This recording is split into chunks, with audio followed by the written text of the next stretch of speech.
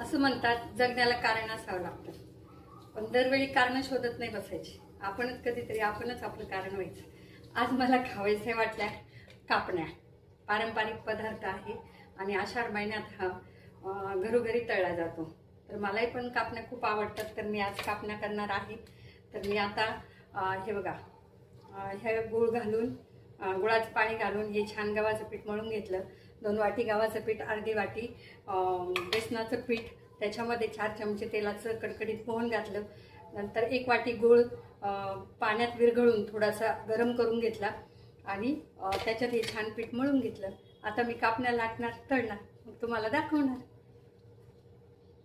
हे बघा, आता अशा प्रकारे आपण कापण्या लाटून घेत आहोत. याच्यावर मी खसखस टाकते. खसखस एकदम छान लागते याच्यावर.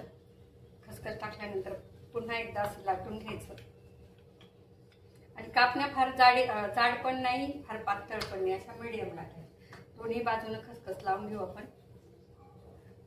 आणि त्याच्यावर एक लाटणं फिरलं म्हणजे खसखस त्याच्यामध्ये हे होते, अडकून जाते, ती तेलात बाहेर सुटत नाही. तर तुम्ही बघू शकता. तर यात मी पीठ मळताना आहे ना, मी तुम्हाला सांगायचं विसरले की सुंठ पावडर, थोडीशी विलायची आणि बडीशेप पावडर पण घातलेली आहे. तर आता ह्या कापण्या मी सगळ्या लाटून घेते, कापून घेते आणि तळून झाले ते तुम्हाला दाखवते. हे बघा, एक उंडा माझा कापून झालेला आहे, लाटून कापून झालाय. तर आता तेल गरम करायला ठेवले मी. तर आता तेलही गरम होईल थोड्या वेळामध्ये आणि मग आपण तळू. तुम्ही बघू शकता याची जाडी, की मी किती जाड ठेवले ते. हे बघा,